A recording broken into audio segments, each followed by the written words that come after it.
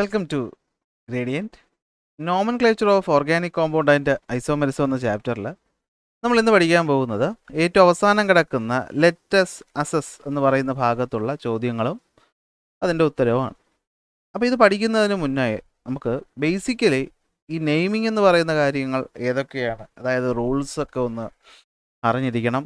അതുപോലെ തന്നെ നമ്മൾ പറഞ്ഞ ഐസോമെറിസം എന്ന് പറയുന്ന കാര്യം എന്തൊക്കെയാണെന്നുള്ള കാര്യങ്ങൾ നിങ്ങൾ വ്യക്തമായി പഠിച്ചു കഴിഞ്ഞാൽ മാത്രമേ ഈ ഒരു ക്ലാസ് കാണാവൂ. അതാദ്യമേ നമ്മളൊരു ഡിസ്ക്ലൈമർ പോലെ ഞാൻ പറയുകയാണ്. അല്ലാത്ത പക്ഷം ഈ ക്ലാസ് കണ്ടതുകൊണ്ട് നിങ്ങൾക്കൊരു ഗുണം ഉണ്ടാകത്തില്ല. കാരണം നമുക്ക് ക്ലാസ് എടുക്കുന്ന പോലെ ഓരോ ചോദ്യങ്ങളും അല്ലേ വളരെ സ്ലോ ആയിട്ട് എക്സ്പ്ലെയിൻ ചെയ്ത് പോയി കഴിഞ്ഞാൽ നമുക്ക് ഒരുപാട് സമയമെടുക്കും. അതെല്ലാം നമ്മുടെ ക്ലാസ്സിൽ ചെയ്തിട്ടുണ്ട്. അപ്പോൾ ആ ക്ലാസ്സുകൾ നിങ്ങൾ കണ്ടിട്ടില്ലെങ്കിൽ ക്ലാസ്സുകൾ കാണുക. അതിൻ്റെ ലിങ്ക് താഴെ ഡിസ്ക്രിപ്ഷനിലുണ്ടായിരിക്കും. നോട്ടും നമ്മൾ ടെലഗ്രാം ചാനലിൽ അപ്ലോഡ് ചെയ്തിട്ടുണ്ട്. അതിൻ്റെ ലിങ്കും ഡിസ്ക്രിപ്ഷനിൽ ടെലഗ്രാം ചാനലുണ്ട്, അതിനകത്ത് ജോയിൻ ചെയ്യുക. അല്ലേ, ഞാൻ പറഞ്ഞിട്ടുണ്ട് വാട്സാപ്പ് വഴി നിങ്ങൾക്ക് എന്ത് ചെയ്യാം, മെസ്സേജ് അയക്കാം. പക്ഷേ വാട്സാപ്പ് വഴി അയക്കുമ്പോഴുള്ള പ്രശ്നം എന്താണെന്ന് വെച്ച് കഴിഞ്ഞാൽ റെസ്പോൺസ് പെട്ടെന്ന് കിട്ടണമെന്നില്ല. ഞാൻ ഫ്രീ ആവുന്ന സമയങ്ങളിൽ എനിക്ക് ഈ പറയുന്ന വാട്സാപ്പ് ചെക്ക് ചെയ്യാൻ പറ്റുള്ളൂ. അപ്പോൾ കുറച്ച് ലേറ്റ് ആവും. അപ്പോൾ അതിന് ഒഴിവാക്കാനായിട്ട് ഏറ്റവും നല്ല വഴി ടെലഗ്രാമിൽ ജോയിൻ ചെയ്യുക എന്നുള്ളതാണ്. അതാകുമ്പോൾ നിങ്ങൾക്ക് ഈസി ആയിട്ട് എന്ത് ചെയ്യാൻ പറ്റും, എപ്പോൾ വേണമെങ്കിലും നിങ്ങളുടെ സൗകര്യത്തിന് നോട്ട് ഡൗൺലോഡ് ചെയ്തെടുക്കാം. അതുപോലെ മറ്റ് വിഷയങ്ങളുടെ നോട്ടും കാര്യങ്ങളൊക്കെ അതിനകത്താണ് വരുന്നത്. അപ്പോൾ നമ്മൾ ഇവിടെ ആദ്യം ഞാൻ പേജ് നമ്പർ 23 കിടക്കുന്നൊരു ടേബിളുണ്ട്. 23 ടേബിൾ ഞാനന്ന് ഹോംവർക്കായിട്ട് നിങ്ങളത് ചെയ്യാൻ പറഞ്ഞു. കുറേ കുട്ടികൾ അതിൻ്റെ ഉത്തരം കമൻറ്റ് ചെയ്തിരുന്നു. അപ്പോൾ അതുകൊണ്ട് ഞാനന്ന് ക്ലാസ്സിൽ പഠിപ്പിച്ചത് എക്സ്പ്ലെയിൻ ചെയ്യാതെ പോയി. അപ്പോൾ 1-2 പേർക്ക് അതിൽ ചെറിയ സംശയം ഉണ്ടെന്ന് പറഞ്ഞിട്ടുണ്ട്. അപ്പോൾ ഞാൻ പറഞ്ഞിരുന്നു ലെറ്റസ് അസസിൻ്റെ സൊല്യൂഷൻ ചെയ്യുന്ന സമയത്ത് ഞാനതുകൂടെ പറഞ്ഞു പോകാമെന്ന്. അപ്പോൾ ഒരു ടേബിളായിരുന്നു അതിനകത്ത് ഫങ്ഷണൽ ഗ്രൂപ്പുണ്ട്. ഫങ്ഷണൽ ഗ്രൂപ്പിൻ്റെ പേരും കോമൺ നെയിമാണ് തന്നിട്ടുള്ളത്. അപ്പോൾ നിങ്ങൾക്കറിയാം ഫങ്ഷണൽ ഗ്രൂപ്പ് എന്ന് പറഞ്ഞാൽ എന്താണ്, നമ്മുടെ ഒരു ഈ പറയുന്ന ചെയിനിലോട്ട് ആഡ് ചെയ്യുന്ന ആറ്റമോ ഗ്രൂപ്പ് ഓഫ് ആറ്റമോ ആയിരിക്കാം. അവരെന്ത് ചെയ്യും, ആ പറയുന്ന ചെയിൻ്റെ പ്രോപ്പർട്ടീസിനെ അഫക്റ്റ് ചെയ്യുമ്പോൾ അതിനെയാണ് നമ്മൾ ഫങ്ഷണൽ ഗ്രൂപ്പ് എന്ന് വിളിക്കുന്നത്. അതിൽ OH എന്ന് പറയുന്ന ഫങ്ഷണൽ ഗ്രൂപ്പ് എന്താണ് അറിയപ്പെടുന്ന പേര്, OH ഹൈഡ്രോജനും ഓക്സിജനും. സോ നമ്മൾ എന്ത് വിളിക്കും, ഹൈഡ്രോക്സിൽ എന്ന് വിളിക്കും. ഹൈഡ്രോക്സിൽ ഗ്രൂപ്പ് ഒരു ചെയിനിലോട്ട് വന്നാൽ ആ കോമ്പൗണ്ടിന് നമ്മൾ പിന്നീട് ആൽക്കഹോൾ എന്നാണ് പറയുന്നത്. മീഥൈൽ ആൽക്കഹോൾ, ഈഥൈൽ ആൽക്കഹോൾ എന്നൊക്കെ പേര് നമ്മൾ പറഞ്ഞിരുന്നു അല്ലേ. അപ്പോൾ ഒരു ഫങ്ഷണൽ ഗ്രൂപ്പിന് ഒരു കോമൺ നെയിമും ഉണ്ട്, അതുപോലെ തന്നെ അതിനൊരു ടെക്നിക്കൽ നെയിമും ഉണ്ട്. ഇപ്പോൾ COOH എന്ന് പറയുമ്പോൾ നമ്മൾ കാർബോക്സിൽ ഗ്രൂപ്പ് എന്നാണ് വിളിക്കുന്നത് അല്ലേ. എന്താ വിളിക്കുന്നത്, കാർബോക്സിൽ ഗ്രൂപ്പ്. എന്നാൽ അത് നമ്മുടെ കോമൺ നെയിമായിട്ട് നമ്മൾ ഉപയോഗിക്കുന്നത് എന്താണ്, കാർബോക്സിലിക് ആസിഡ് അല്ലേ. നമ്മൾ നെയിമിംഗ് കൊടുക്കുമ്പോൾ ഉപയോഗിക്കുന്ന എപ്പോഴും കോമൺ നെയിം ആയിരിക്കും മിക്ക കേസുകളിലും. CHO എന്ന് പറയുമ്പോൾ അത് ആൽഡിഹൈഡാണ്. ആൽഡിഹൈഡിൻ്റെ കോമൺ നെയിമും അതുപോലെ തന്നെ അതിൻ്റെ ഫങ്ഷണൽ ഗ്രൂപ്പ് നെയിം എന്ത് തന്നെയാണ്, ആൽഡിഹൈഡാണ്. C ഡബിൾ ബോണ്ട് O അല്ലേ, കീറ്റോൺ. O ഒറ്റയ്ക്ക് വരുന്നു എന്നൊക്കെ നമ്മൾ പറഞ്ഞിട്ടുണ്ടായിരുന്നു. കീറ്റോൺ എന്നാണ് അതിൻ്റെ കോമൺ നെയിം എന്ന് പറയുന്നത്. OR എന്ന് പറഞ്ഞു കഴിഞ്ഞാൽ എന്താണ്, അതൊരു ആൽക്കോക്സി ഗ്രൂപ്പാണ്. എന്താണത്, ആൽക്കോക്സി ഗ്രൂപ്പാണ് അല്ലേ. അപ്പോൾ ആൽക്കോക്സി ഗ്രൂപ്പിൻ്റെ കോമൺ നെയിം എന്ന് പറഞ്ഞാൽ അത് ഈതർ എന്നാണ്. അതിൽ ഫിൽ ഇൻ ദ ബ്ലാങ്ക്സ് ആയിട്ട് തന്നിട്ടുള്ളതാണ് ഞാനിവിടെ പറഞ്ഞു പോകുന്നത്. ഫ്ലോറിൻ, ക്ലോറിൻ, ബ്രോമിൻ, ഐഡിനൊക്കെ നമ്മൾ ഹാലോജൻ അഥവാ ഹാലോ ഗ്രൂപ്പ് എന്ന് പറയും, അല്ലെങ്കിൽ ഹാലോ കോമ്പൗണ്ട് എന്നും പറയും. അപ്പോൾ നിങ്ങൾക്ക് ഈ കാര്യം ഓക്കെ ആയി കാണുമല്ലോ. അപ്പോൾ എന്തെങ്കിലും ഡൗട്ട് ഉണ്ടായിരുന്ന കുട്ടികൾ ഇതൊന്ന് ഫില്ല് ചെയ്തെടുക്കുക. ഓക്കെ, നമുക്കപ്പോൾ എന്ത് ചെയ്യാം, സ്റ്റാർട്ട് ചെയ്യാം. ഇപ്പോൾ ചോദ്യങ്ങളിൽ ഒന്നാമത്തെ ചോദ്യം പറയുന്നത്, ഒരു ചെയിൻ ഇവിടെ തന്നിട്ടുണ്ട്. ഇതാണ് ആ ചെയിൻ എന്ന് പറയുന്നത്. ടെക്സ്റ്റ് ബുക്ക് ഉണ്ടല്ലോ, അപ്പോൾ ചോദ്യങ്ങൾ ടെക്സ്റ്റ് ബുക്കും കൂടെ വെച്ച് റെഫർ ചെയ്യുക. A chain having 6 carbon atoms is given below. 6 carbon atom ഉള്ള ഒരു ചെയിൻ ഇവിടെ തന്നിട്ടുണ്ട്. Complete the structure by adding hydrogen atom to each carbon atom. ഇതിൽ ഹൈഡ്രോജൻ ആറ്റത്തിനെ കൂടെ ആഡ് ചെയ്യാനാണ് പറഞ്ഞിരിക്കുന്നത്. അപ്പോൾ ചെയിൻ എങ്ങനെയാവും, CH3 CH2 CH3 ഇവിടുന്ന് താഴോട്ടൊരു CH2, ഇവിടുന്ന് താഴോട്ടൊരു CH3. ഇങ്ങനെയായിരിക്കും ആ ഒരു ചെയിനിൽ നമ്മൾ ഹൈഡ്രോജൻ ആഡ് ചെയ്യുമ്പോൾ വരുന്നത്. രണ്ടാമത്തെ ചോദ്യം എന്ന് പറയുന്നത്, write the molecular formula of this compound. Molecular formula എന്ന് വെച്ചാൽ എത്ര കാർബൺ ഉണ്ട് എത്ര ഹൈഡ്രോജൻ ഉണ്ടെന്ന് എണ്ണിയെടുക്കുന്നതാണ്.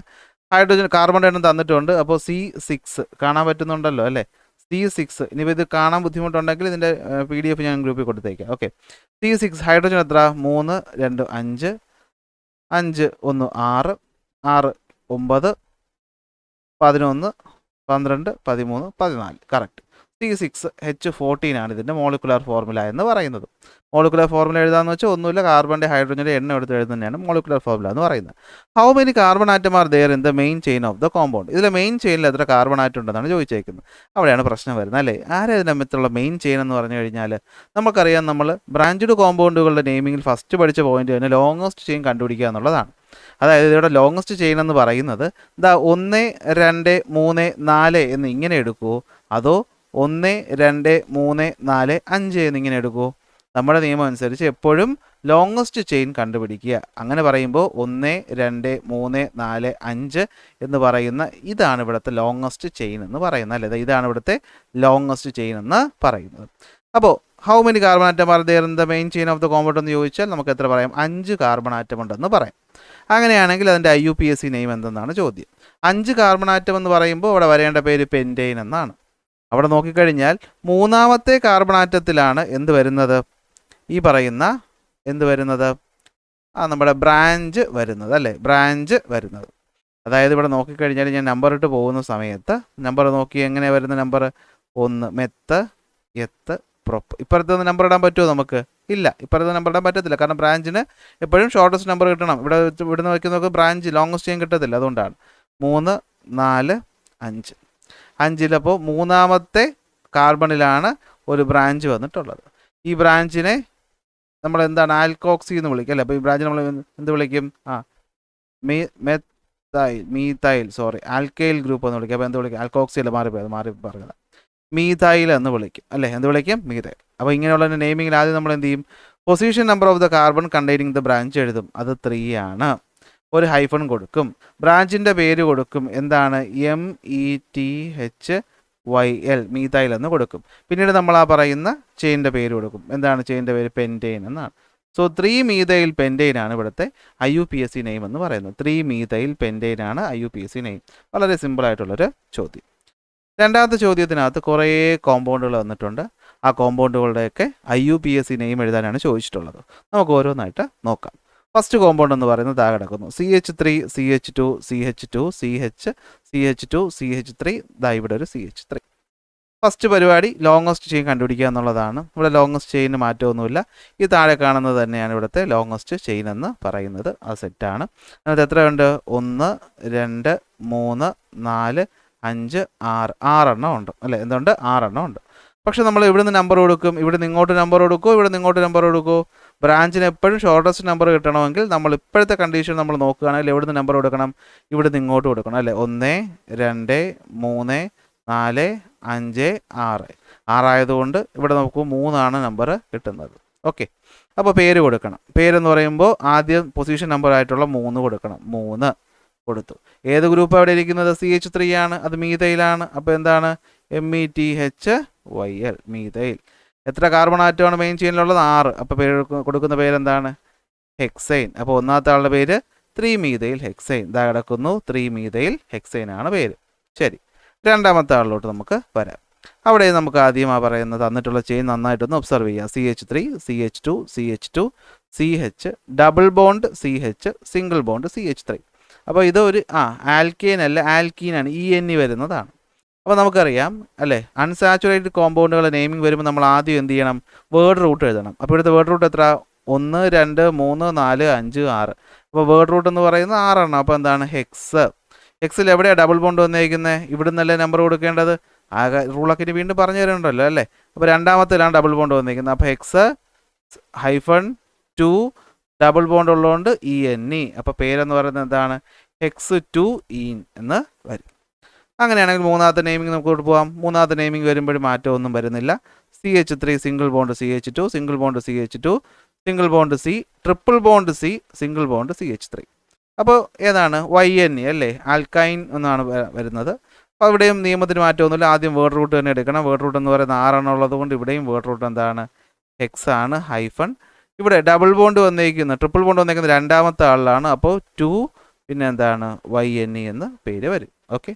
അതാ പറഞ്ഞ നെയിമിംഗ് റൂളുകളൊക്കെ നന്നായിട്ട് അറിയാമെങ്കിൽ ഇതിവിടെ എന്തെങ്കിലും ചെയ്യാൻ പറ്റുള്ളൂ കേട്ടോ. അല്ലെങ്കിൽ നമ്മൾ നോക്കിക്കൊണ്ടിരിക്കാനേ പറ്റുള്ളൂ. ഇതൊക്കെ എവിടുന്ന എന്താ ഈ പറയുന്നതെന്ന് ഡൗട്ട് വരും. അതുകൊണ്ട് അത് പഠിച്ചിട്ട്, ഞാൻ കഴിഞ്ഞ ക്ലാസ്സിൽ പറഞ്ഞതുപോലെ പഠിച്ചിട്ട് റൂളൊക്കെ ഒരു പേപ്പറിനകത്ത് ഇങ്ങനെ എഴുതി വെച്ചിട്ട് ഫങ്ഷണൽ ഗ്രൂപ്പുകളുടെ പേരും അവിടെ നമ്മൾ കൊടുക്കുന്ന നെയിമിങ്ങിൻ്റെ റൂളും ഒരു പേപ്പറിൽ ഇങ്ങനെ ഒറ്റ പേപ്പറിനകത്ത് അതെല്ലാം എന്ത് ചെയ്യണം? എഴുതുന്ന രീതിയിൽ എഴുതി ഇത് കൈ വെച്ചേക്കണം. എന്നിട്ട് ഇത് ചെയ്യുമ്പോൾ നമുക്ക് ഡൗട്ട് വരുമ്പോൾ ഒരു മടിയും വേണ്ട. ഡൗട്ട് വരുമ്പോൾ ആ പേപ്പർ നോക്കുക, ഡൗട്ട് ക്ലിയർ ചെയ്ത് എഴുതി പഠിച്ച് അങ്ങനെ പഠിച്ചാലേ നമുക്ക് ഈ പറയുന്ന നെയിം മനസ്സിലാവുള്ളൂ. അല്ലാതെ ഒറ്റ തവണ ക്ലാസ് കേട്ടതുകൊണ്ടോ ഒരു തവണ ഈ ഒരു വീഡിയോ കണ്ടതുകൊണ്ടോ ഒന്നും നിങ്ങൾ നെയിമിങ് കാണാതെ പഠിക്കാൻ പോകുന്നില്ല. പ്രാക്ടീസ് ചെയ്യുക. പ്രാക്ടീസ് ചെയ്യുമ്പോൾ ഏറ്റവും നല്ല വഴി എന്ന് പറഞ്ഞാൽ ഞാൻ പറഞ്ഞല്ലോ, ഒരു പേപ്പറിനകത്ത് ഇത് മൊത്തം ഒറ്റ പേപ്പറിനകത്ത് മറ്റേ പരീക്ഷയ്ക്ക് തുണ്ട് വയ്ക്കുന്ന പിള്ളേർ എഴുതിക്കൊണ്ട് പോകുന്ന കണക്ക് ചെറിയ അക്ഷരത്തിൽ എഴുതി കയ്യിൽ വെച്ചേക്കുക. ആ കയ്യിൽ വെച്ച പേപ്പർ വെച്ചുകൊണ്ട് ഇത് ചെയ്യുമ്പോഴത്തേക്കും നമ്മളത് കണ്ട് ചെയ്ത് പ്രാക്ടീസിലൂടെ നമുക്ക് പെർഫെക്ഷനിലെത്താൻ പറ്റും. ഡി പാർട്ട് വരുന്നത് CH3 CH2 CH2 CH2 COOH functional group വന്നിരിക്കുകയാണ്.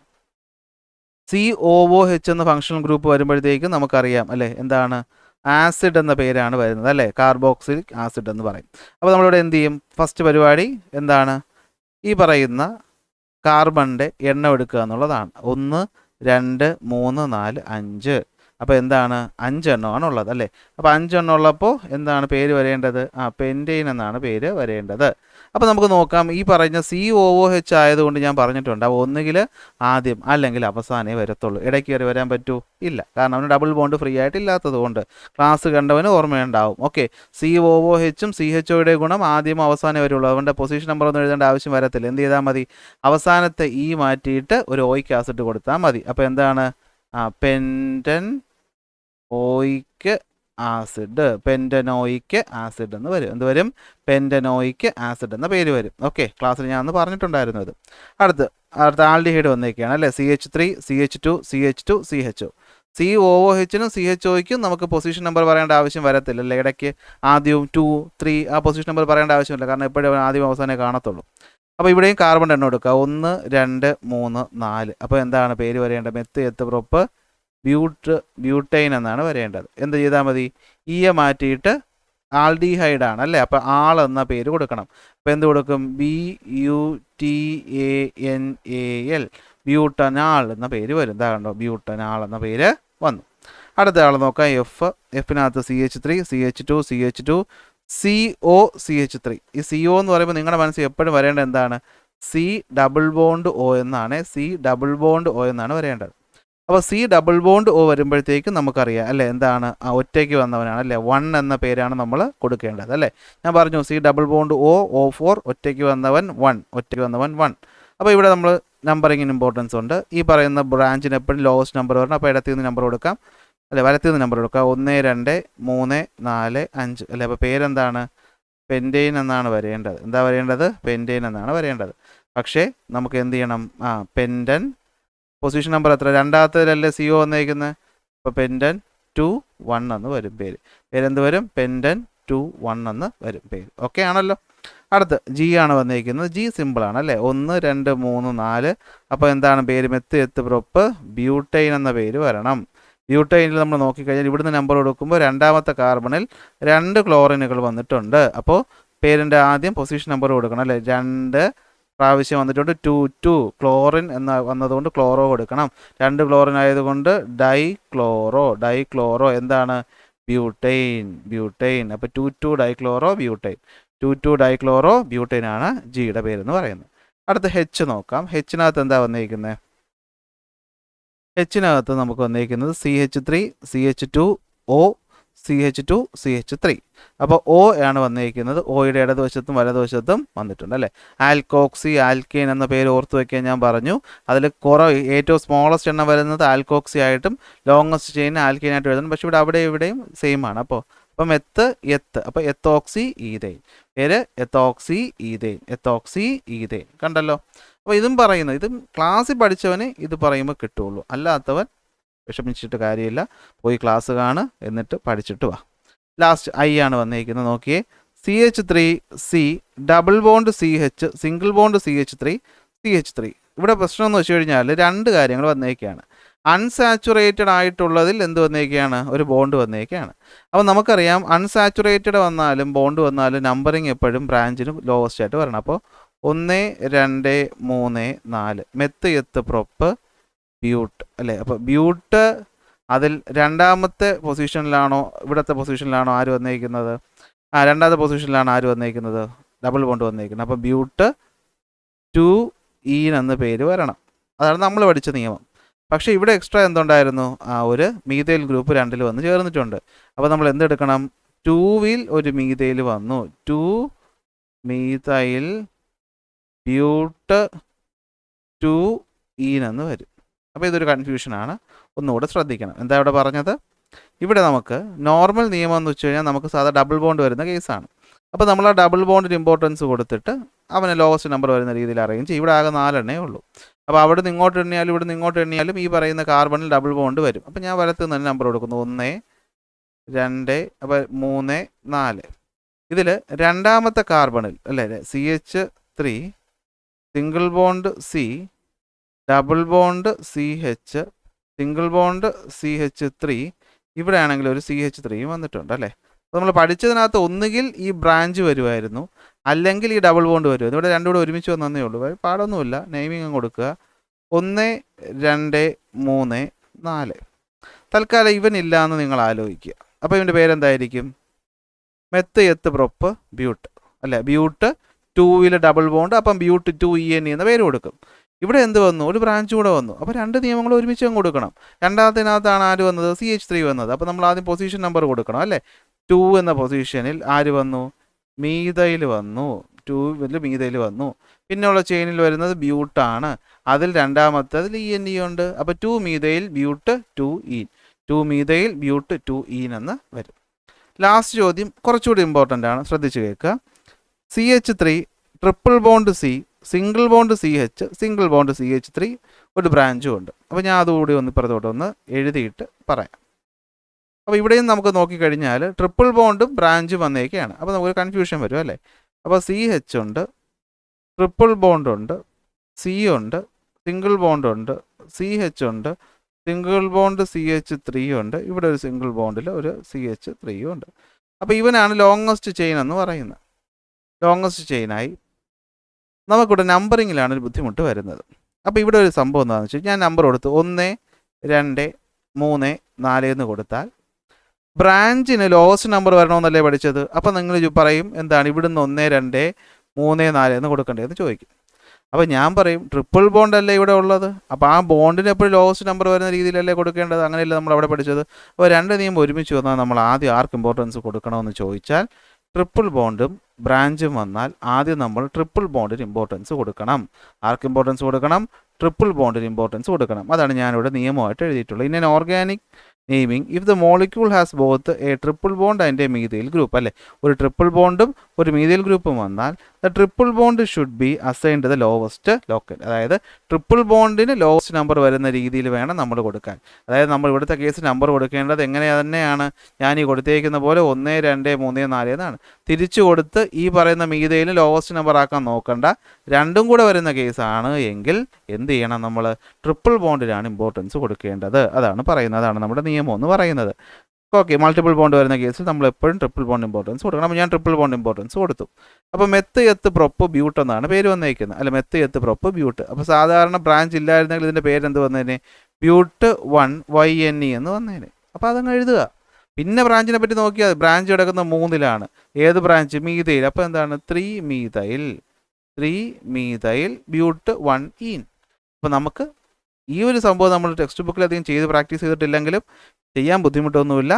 ആദ്യം ഡബിൾ ബോണ്ടിന് അൺസാച്ചുറേറ്റഡിൻ്റെ നിയമം കൊടുത്ത് പേരെഴുതിയിട്ട് ബ്രാഞ്ച് ഏവനാണോ അവൻ്റെ മുമ്പിൽ എഴുതി ചേർത്താൽ മതി, വിഷയമൊന്നുമില്ല. പേരെന്ത് വരും? കണ്ടോ, 3 മീഥൈൽ ബ്യൂട്ട് 1 YNE എന്ന് വരും. ഓക്കെ ആണല്ലോ. അപ്പോൾ ഇതൊക്കെ കൺഫ്യൂഷൻ ഉണ്ടാക്കുന്നതാണ്. നിയമങ്ങൾ വളരെ വ്യക്തമായി അറിയാവുന്ന ഒരു കുട്ടിക്ക് എന്തെങ്കിലും ചെയ്യാൻ പറ്റുള്ളൂ. അടുത്ത മൂന്നാമത്തെ ചോദ്യത്തിനകത്ത് പറയുന്നത് പേര് തന്നിട്ടുണ്ട്, സ്ട്രക്ചർ വരയ്ക്കാനാണ്.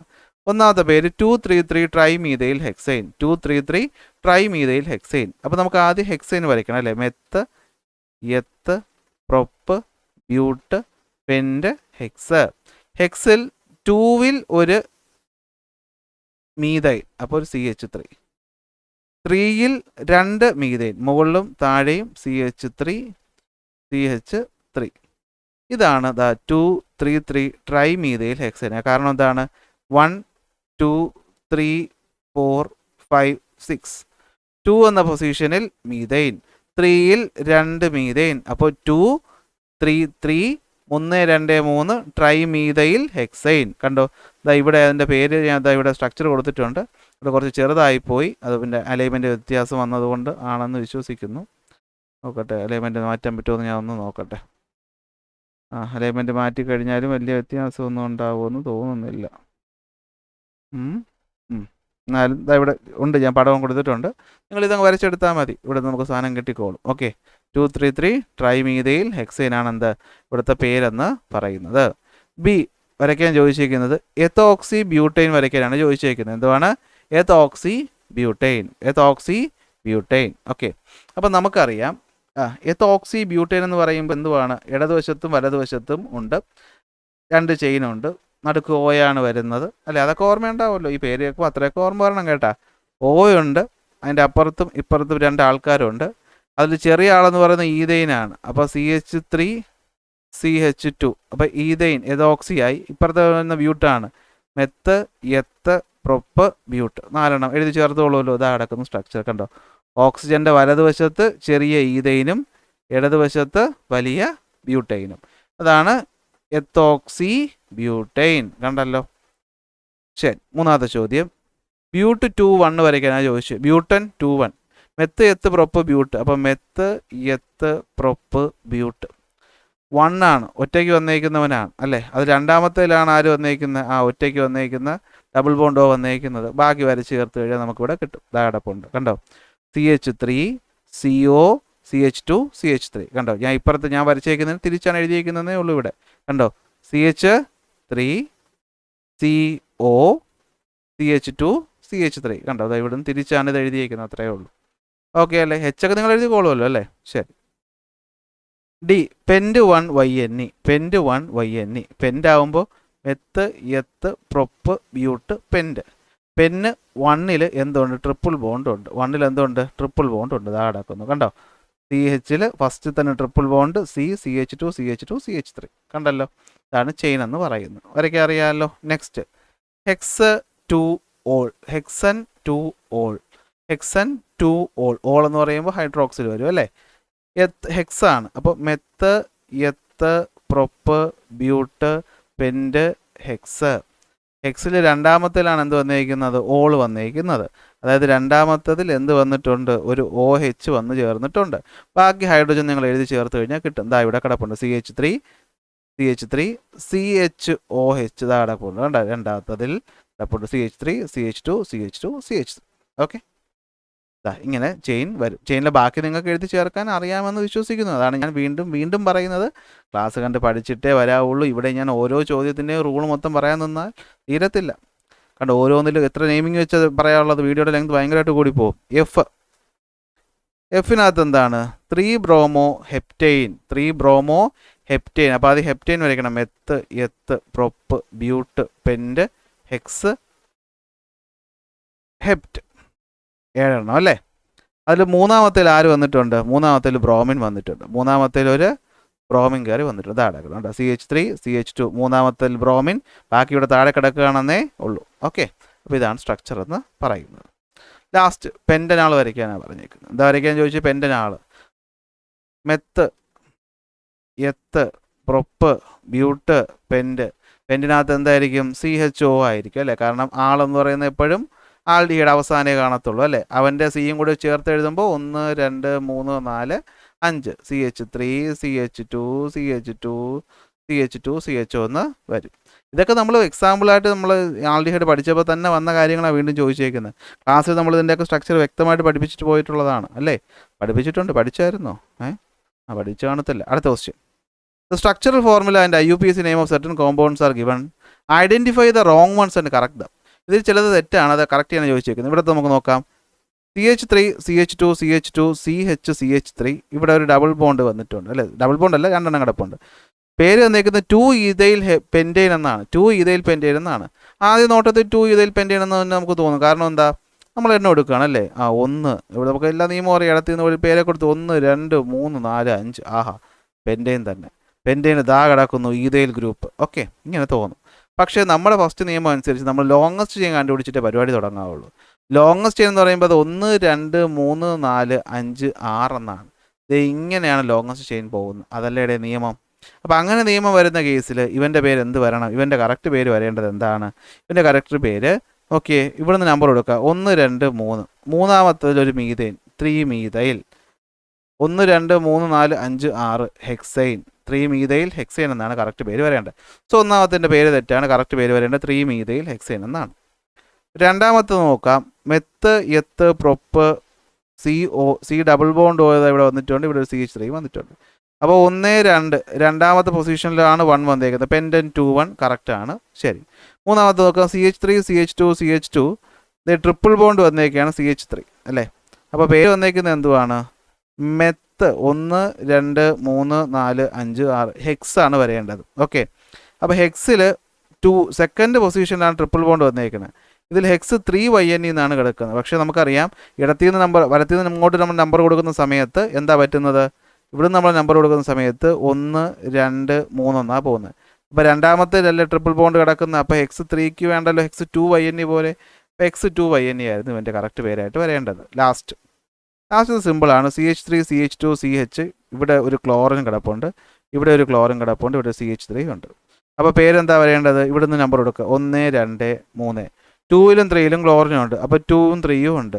ഡ്രൈ ക്ലോറോ അല്ല, 3 ക്ലോറിൻ ആയതുകൊണ്ട് എന്താണ് ട്രൈ ക്ലോറോ എന്നാണ് വരേണ്ടത്. ട്രൈ ക്ലോറോ ആണ്, പെൻറ്റെയിൻ തന്നെയാണ്. അപ്പോൾ 223 ട്രൈ ക്ലോറോ പെൻറ്റെയിനാണ് കറക്റ്റ് പേര് വരേണ്ടത്. കണ്ടോ, 2ലും 2 പിന്നെ 3ലും 1. അപ്പോൾ 223 1 2 3 ട്രൈ ക്ലോറോ പെൻറ്റെയിൻ എന്ന പേരാണ് ഇവിടെ കറക്റ്റായിട്ട് വരേണ്ടത്. ഓക്കെ, അഞ്ചാമത്തെ ചോദ്യം പറയുന്നത് 2 കോമ്പൗണ്ടുകൾ തന്നിട്ടുണ്ട്. CH3 CH2O CH2 CH3 CH3 CH2 CH2 CH2OH. അപ്പോൾ 2 പേരെയാണ് ഇവിടെ തന്നിരിക്കുന്നത്. തന്നിട്ട് ചോദിച്ചിരിക്കുന്നത് which type of isomerism do they exhibit. ഇവിടെ എന്ത് ഐസോമെറിസമാണ് കാണിക്കുന്നത്. അപ്പോൾ ഐസോമെറിസം വരുന്നുണ്ടോ എന്ന് അറിയാൻ ആദ്യം നമ്മൾ മോളിക്കുലർ ഫോമിൽ എഴുതി നോക്കണം. ഇവൻ്റെയും കാർബണിൻ്റെയും അതുപോലെ തന്നെ ഹൈഡ്രജൻ്റെയും എണ്ണം എടുക്കുമ്പോഴത്തേക്കും നമുക്ക് ഒന്ന് തന്നെയാണ് കിട്ടുന്നത്.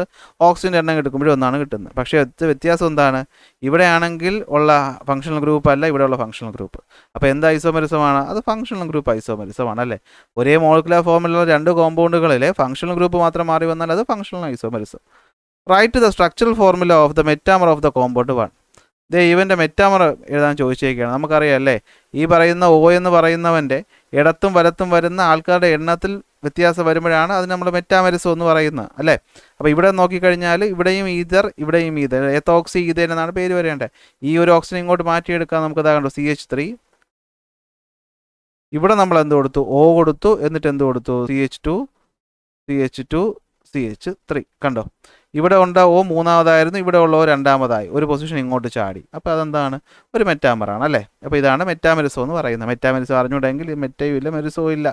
അറിഞ്ഞൂടെങ്കിൽ ദയവ് ചെയ്ത് ക്ലാസ് കാണാതെ നിർത്തി അത് പോയി പഠിച്ചിട്ട് വന്ന് ക്ലാസ് കാണണേ. എല്ലാ ദിവസവും ക്ലാസ്സിൻ്റെ താഴെ വന്നിട്ട് സാറേ എനിക്കൊന്ന് മനസ്സിലായില്ലെന്ന് കമൻറ്റ് ചെയ്ത് നോക്കിയോ.